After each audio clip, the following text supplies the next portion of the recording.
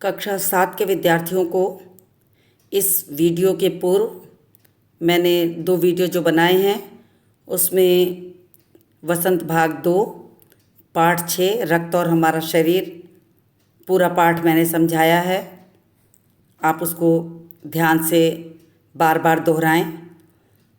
अब पाठ के बाद की जो बारी है वो है पाठ के अंत में पूछे गए प्रश्न अभ्यास को। अब मैं उसके एक एक प्रश्न को आपको समझाऊंगी, उसके उत्तरों को आप ध्यानपूर्वक बार बार सुनिए और फिर उसके उत्तरों को अपनी कॉपी पर लिखिए। तो आज के इस तीसरे वीडियो में, इस पाठ का ये तीसरा वीडियो है जिसमें मैं पाठ 6 रक्त और हमारा शरीर के प्रश्न अभ्यास यानी पाठ के अंत में पूछे गए प्रश्नों को आपको समझाऊंगी। तो सबसे पहले मैं पाठ से जो 1 से 7 प्रश्न हैं उसको समझाऊंगी, फिर आगे के प्रश्नों को भी समझाऊंगी। तो आप ध्यान से सुनिएगा। पाठ से पहला प्रश्न है, रक्त के बहाव को रोकने के लिए क्या करना चाहिए। प्रश्न है, प्रश्न को मैं दोबारा दोहरा देती हूँ। रक्त के बहाव को रोकने के लिए क्या करना चाहिए। तो इसका उत्तर इस प्रकार होगा कि रक्त के बहाव को रोकने के लिए उस स्थान पर कसकर एक साफ कपड़ा बांध देना चाहिए, ताकि दबाव पड़ने से रक्त का बहना कम हो जाता है और घायल व्यक्ति को हम डॉक्टर तक पहुंचा पाते हैं। उसके रक्त के बहाव को कम हो जाने के कारण उसके जीवन की सुरक्षा रहेगी और तब तक हम उसे डॉक्टर तक पहुंचा सकते हैं। अब पाठ से दूसरा प्रश्न है कि खून को भानुमति का पिटारा क्यों कहा जाता है। तो इस पाठ से दूसरा प्रश्न है, खून को भानुमति का पिटारा क्यों कहा जाता है। तो इसका उत्तर मैं आपको समझाती हूँ कि खून को भानुमति का पिटारा इसलिए कहा जाता है क्योंकि इसमें लाखों कण तरह तरह के होते हैं। इसमें यदि सूक्ष्मदर्शी से खून के एक बूंद को जांचा जाए तो इसमें लाखों की संख्या में लाल रक्त कण मौजूद होते हैं, जिसकी हम कल्पना भी नहीं कर सकते।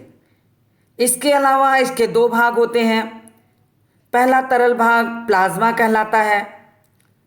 दूसरे भाग में छोटे छोटे और कई कण होते हैं जो प्लाज्मा में तैरते रहते हैं। इन कणों में कुछ लाल, कुछ सफ़ेद और कुछ रंगहीन कण भी होते हैं। ये रंगहीन कण को हम बिंबाणु कहते हैं या प्लेटलेट कहते हैं। रक्त की एक बूंद में इतनी सारी चीज़ों का मौजूद होने के कारण ही हम इसे भानुमति का पिटारा कहते हैं। अब बारी है तीसरे प्रश्न की। मैं तीसरा प्रश्न पढ़ती हूँ। तीसरा प्रश्न है, एनीमिया से बचने के लिए क्या क्या करना चाहिए।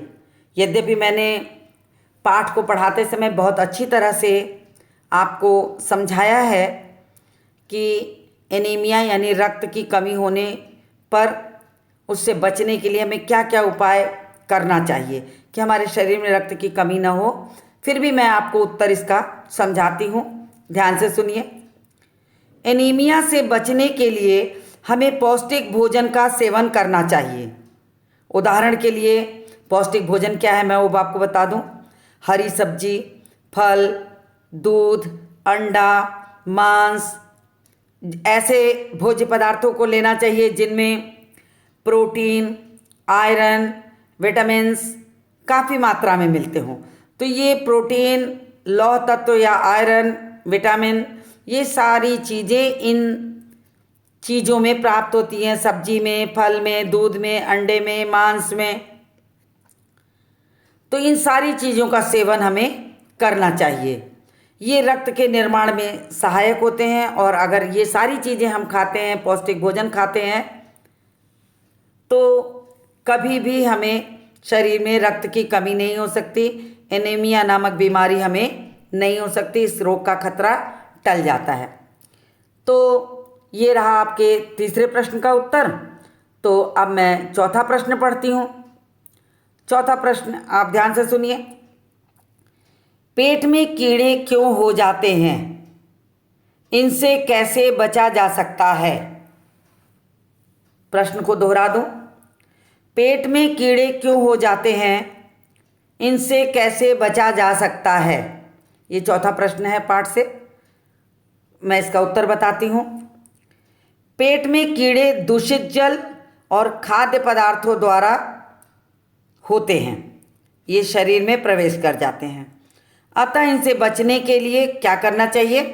अतः इनसे बचने के लिए खाद्य पदार्थ साफ स्वच्छ ग्रहण करना चाहिए, साफ जल पीना चाहिए, भोजन करने से पहले हाथ को अच्छी तरह धोना चाहिए। इसके अलावा नंगे पांव इधर उधर कहीं घूमना नहीं चाहिए, क्योंकि कुछ कीड़े ऐसे भी होते हैं जिनके अंडे ज़मीन पर पड़े होते हैं, जो आँखों से दिखाई नहीं पड़ते। वे हमारी त्वचा के रास्ते, पैर के तलवों के रास्ते शरीर में पहुंच जाते हैं। तो इसलिए खुले में शौच नहीं करना चाहिए, नंगे पांव घूमना नहीं चाहिए, शौचालय का प्रयोग करना चाहिए, तो हम कीड़े से बचे रह सकते हैं। साफ़ सुथरा भोजन खाना चाहिए, साफ जल पीना चाहिए और खाने के पहले हाथ को धो लेना चाहिए। तो इस तरह से यदि कार्य करेंगे तो हम इनसे बच सकते हैं। अब मैंने अभी आपको चौथे प्रश्न का उत्तर समझाया। अब बारी आती है पांचवें प्रश्न की। तो मैं पांचवा प्रश्न पढ़ती हूँ। पांचवा प्रश्न है आपका, रक्त के सफ़ेद कणों को वीर सिपाही क्यों कहा गया है। प्रश्न को दोबारा दोहरा दूं। रक्त के सफ़ेद कणों को वीर सिपाही क्यों कहा गया है। तो इसका उत्तर क्या होगा कि रक्त के सफ़ेद कणों को वीर सिपाही इसलिए कहा गया है क्योंकि यही सफ़ेद रक्त कण हमारे शरीर की रक्षा करते हैं और यही सफ़ेद रक्त कण हमें रोगों से लड़ने की क्षमता प्रदान करते हैं, रोगों को हमें बचा के रखते हैं और रोग के कीटाणुओं को शरीर में घुसने नहीं देते, उनसे डटकर मुकाबला करते हैं कि ये शरीर में प्रवेश ना कर पाएँ। तो ये वीर सिपाही की तरह हमारे शरीर की रक्षा का कार्य करते हैं, इसीलिए सफ़ेद कणों को वीर सिपाही कहा गया है। अब बारी है छठे प्रश्न की। छठे प्रश्न को मैं पढ़ के फिर उसका उत्तर आपको समझाऊंगी, ध्यान से सुनिएगा। छठा प्रश्न है, ब्लड बैंक में रक्तदान से क्या लाभ है। मैंने अभी इससे पहले वाले वीडियो में आपको बहुत अच्छी तरह से समझाया है कि ब्लड बैंक में रक्तदान करने से क्या लाभ है। फिर भी प्रश्न है तो मैं उसका उत्तर आपको पुनः समझाती हूँ, आप ध्यान से सुनिए। ब्लड बैंक में दान दिए गए रक्त को बहुत अच्छी तरह से सुरक्षित रूप में रखा जाता है। किसी भी व्यक्ति को जब कभी रक्त की आवश्यकता पड़ती है और उसके रक्त समूह का रक्त नहीं मिल पाता तो वो ब्लड बैंक से जाकर अपने रक्त समूह का या रोगी के रक्त समूह का रक्त प्राप्त कर रोगी की जान को बचाया जा सकता है। आपातकालीन स्थिति में ज़रूरतमंद व्यक्ति की जान बचाने के लिए ब्लड बैंक में रोगी के समूह का रक्त लेके रक्तदान किया जा सकता है। रक्त लेके हम रोगी को बचा सकते हैं। लेकिन रक्तदान का क्या लाभ है कि अगर हम ब्लड बैंक में रक्त समय समय पर नहीं देंगे तो फिर ब्लड बैंक में भी रक्त की कमी हो जाएगी और आपात स्थिति पड़ने पर कभी भी हमें रक्त समय पर नहीं मिल पाएगा तो रोगी की जान हम बचा नहीं सकते। इसलिए रक्तदान का लाभ ये है कि ब्लड बैंक वाले उसे सुरक्षित रखते हैं और समय पड़ने पर हमारी मदद करते हैं। तो ये आपके छठे प्रश्न का उत्तर हो गया। अब मैं सातवें प्रश्न पर आती हूँ। सातवां प्रश्न पढ़ती हूँ, फिर उसका उत्तर समझाऊंगी आपको। सातवां प्रश्न है, सांस लेने पर शुद्ध वायु से जो ऑक्सीजन प्राप्त होती है उसे शरीर के हर हिस्से में कौन पहुंचाता है? अब यहाँ पर उत्तर ब्लॉक में 4 उत्तर है, उसमें से कोई एक उत्तर सही है। संक्षिप्त प्रश्न की तरह के ये प्रश्न उत्तर हैं, तो इसका चारों में से कोई एक उत्तर सही है। तो सही उत्तर इसमें से लाल रक्त कण है, कि मतलब सांस लेने पर शुद्ध वायु से ऑक्सीजन प्राप्त होती है और उसे शरीर के हर हिस्से में कौन पहुंचाता है? लाल रक्त कण। इसलिए इसका सही उत्तर क्या हुआ? लाल रक्त कण। तो इस तरह पाठ से आपको 1 से 7 प्रश्न अभी मैंने आपको समझाए, 7 के उत्तर बताए। आप उसे बार बार सुनिए और सुन के फिर उसे अपनी कॉपी पर लिखिए। अब बारी आ जाती है पाठ से आगे के प्रश्न की, कि मैं वो भी आपको समझा दूं ताकि उसके भी उत्तर आप आसानी से लिख सकें। तो मैं बढ़ती हूँ पाठ से आगे की तरफ। आप भी मेरे साथ प्रश्नों पर ध्यान दीजिए। प्रश्नों को मैं जब पढ़ूं तो आप उसको ध्यान से सुनिए और ध्यान से देखिए। पहला प्रश्न पाठ से आगे का है, रक्त में हीमोग्लोबिन के लिए किस खनिज की आवश्यकता पड़ती है? प्रश्न है कि रक्त में हीमोग्लोबिन के लिए किस खनिज की आवश्यकता पड़ती है? इसमें 4 ऑप्शन दिए गए हैं। पहला है जस्ता, दूसरा है लोहा, तीसरा है शीशा और चौथा है प्लेटिनम। तो इसमें से हीमोग्लोबिन के लिए किस खनिज की आवश्यकता होती है? तो है लोहा। लोहा मतलब आयरन। रक्त में आयरन का होना आवश्यक है। इन्हीं आयरन के कारण हमारी याददाश्त भी अच्छी रहती है। आयरन की कमी से याददाश्त भी कमज़ोर होने लगती है। और बच्चों में रक्त में अगर हीमोग्लोबिन की कमी होती है, हीमोग्लोबिन में आयरन की कमी होती है, तो उनका मन किसी एक जगह पढ़ाई में नहीं लगता। इसलिए ये आपको जानना चाहिए कि हीमोग्लोबिन में किस खनिज की आवश्यकता होती है। तो लोहा कहते हैं उसको, लोहा यानी आयरन। तो इसका सही उत्तर क्या हो गया? लोहा। अब दूसरे प्रश्न पर आते हैं पाठ से आगे का। ये भी ऑप्शनल प्रश्न की तरह है। बिंबाणु, जिसे मैंने प्लेटलेट कण भी आगे पढ़ा था, आपको बार बार बता रही हूँ कि बिंबाणु हिंदी में कहते हैं, प्लेटलेट कण भी इसको कहते हैं, की कमी से किस तरह की बीमारी होती है? यानी बिंबाणु की कमी किस बीमारी में पाई जाती है? 4 बीमारी का नाम उत्तर में ऑप्शन में दिया है। उन बीमारी का नाम मैं पढ़ती हूँ। Typhoid, dengue, malaria, filaria. तो ये चारों में से प्लेटलेट कौन सी बीमारी में कम हो जाता है, यही पूछा गया है प्रश्न में। तो डेंगू नामक बीमारी में प्लेटलेट जो रहता है शरीर का वो घटने लगता है और एक दिन में कई कई लाख घटने लगते हैं। शरीर कमज़ोर हो जाता है। अगर समय पर इलाज न हो तो जान जाने का भी खतरा होता है। ऐसी स्थिति में कभी कभी प्लेटलेट चढ़ाने की भी आवश्यकता पड़ जाती है बाहर से। लेकिन अगर समय पर इलाज कर लिया जाए, खान पान का ध्यान दे दिया जाए, तो इनसे बचा जा सकता है। तो आपके प्रश्न का उत्तर हुआ कि प्लेटलेट की कमी किस बीमारी में पाई जाती है? तो उसका उत्तर है चारों ऑप्शन में से डेंगू। अब मैं आगे बढ़ती हूँ और आती हूँ भाषा की बात के प्रश्नों पर। भाषा की बात में जो प्रश्न मैं पढ़ूंगी फिर समझाऊंगी। जो आपके योग्य होगा उसे आप करिएगा। उसमें कुछ उदाहरण मैं आपको समझाऊंगी और कुछ आपके लिए छोड़ दूंगी, उसे आप स्वयं करेंगे। तो मैं प्रश्न 1 पढ़ती हूँ। प्रश्न 1 का क, 4 महीने के होते होते ये नष्ट हो जाते हैं। इस वाक्य को ध्यान से पढ़िए। इस वाक्य में होते होते के प्रयोग से यह बताया गया है कि 4 महीने से पूर्व ही, इस होते होते का अर्थ है 4 महीने से पूर्व ही ये नष्ट हो जाते हैं। इस तरह से 5 वाक्य बनाइए।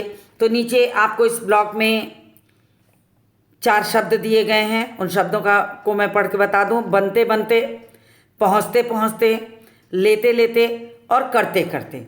तो इसके अर्थ को समझते हुए आप इसके वाक्य प्रयोग करिए यद्यपि मैं 2 बता दूंगी और 2 आपको छोड़ दूंगी, 2 अपने आप करिए। तो बनते बनते का वाक्य प्रयोग क्या होगा, आप अपने आप भी बना सकते हैं कि मोहन का काम बनते बनते बिगड़ गया। अब यहाँ पर बनते बनते का प्रयोग हो गया। उसी तरीके से अगर हम पहुँचते पहुँचते पर आते हैं तो पहुँचते पहुँचते के वाक्य में को हम बना सकते हैं कि अरे मेरे पहुँचते पहुँचते ही ट्रेन छूट गई, कि मैं पहुँचने ही वाला था तब तक ट्रेन छूट गई। तो उसके लिए पहुँचते पहुँचते शब्द का प्रयोग किया गया है। तो 2 मैंने आपको बताया, 2 आप स्वयं करिए, तभी आपको इस वाक्य प्रयोग का अभ्यास होगा। मैं आगे बढ़ती हूँ, इन वाक्यों को पढ़ती हूँ। जहाँ लिखा है इन वाक्यों को पढ़िए। सड़क के किनारे किनारे पेड़ लगे हैं, आज दूर दूर तक वर्षा होगी। ये 2 वाक्यांश दिए गए हैं जिसे मैंने पढ़ के आपको सुनाया। अब इसका थोड़ा मतलब समझाती हूँ, फिर इसका उत्तर समझाती हूँ। इन वाक्यों में होते होते की तरह किनारे किनारे और दूर दूर शब्द दोहराए गए हैं, पर हर वाक्य में अर्थ भिन्न भिन्न है। किनारे किनारे का अर्थ है किनारे से लगा हुआ, और दूर दूर का अर्थ है बहुत दूर तक।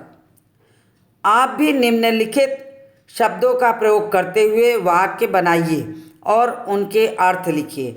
तो यहाँ पर कुछ शब्द दिए हैं, 5 शब्द हैं, 1 2 3 4 5 शब्द हैं।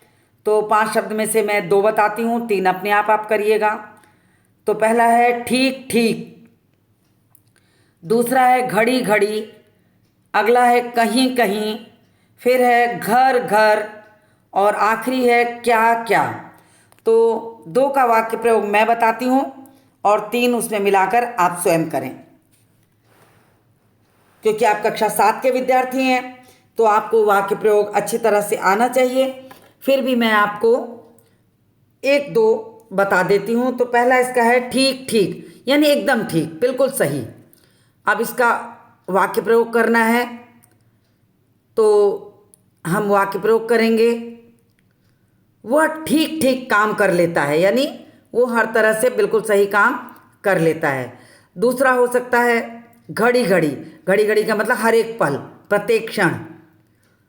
घड़ी घड़ी तुम माँ के पीछे मत घुमा करो, तो मतलब हर समय तुम माँ के पीछे मत घुमा करो।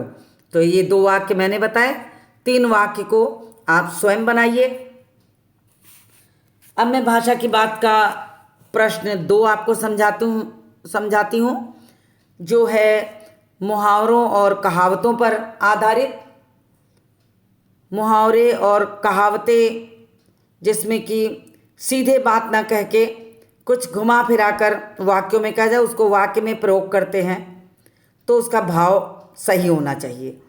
अब यहाँ पर वाक्य प्रयोग जब करना रहता है तो हम मुहावरों का वाक्य प्रयोग करते हैं, न कि उनके अर्थों का। कहावतों का वाक्य प्रयोग करेंगे, न कि उनके अर्थों का। तो जैसे यहाँ पर दिया है भानुमति का पिटारा, दस्तक देना, धावा बोलना, घर करना, पीठ ठोकना। अब ये सारे मुहावरे हैं। अब इन मुहावरों का जब हम वाक्य प्रयोग करेंगे तो बिल्कुल इन्हीं मुहावरों को ही प्रयोग करेंगे, न कि इसके अर्थ को। अर्थ हमें आना चाहिए, क्योंकि हमारा वाक्य प्रयोग उस अर्थ के आधार पर बिल्कुल सही होना चाहिए, लेकिन प्रयोग हम करेंगे मुहावरे का। तो पहला मुहावरा है भानुमति का पिटारा।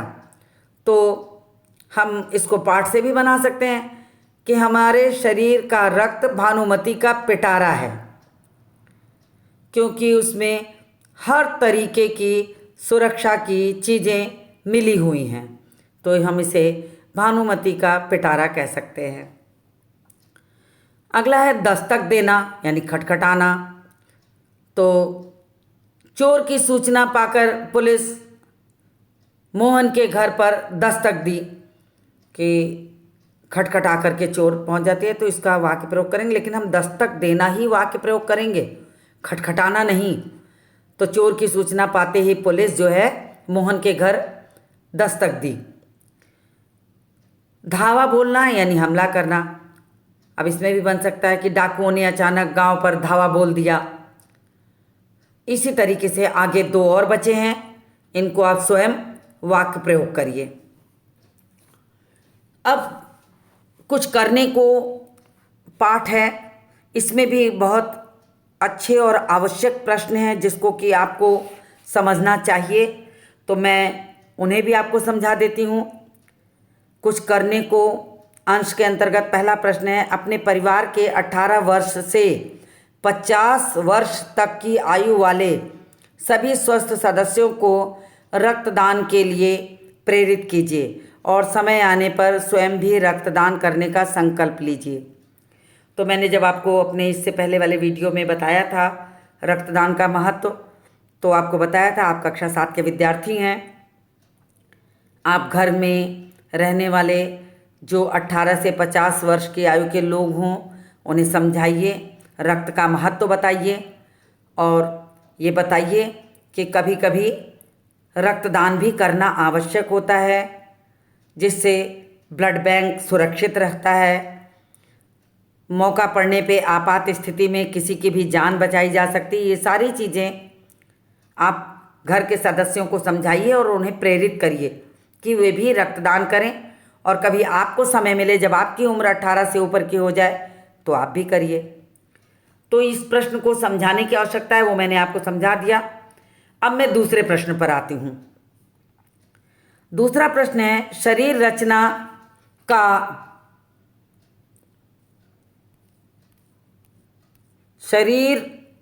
का प्रश्न है, जो मैंने जब पाठ का पहला वीडियो आपको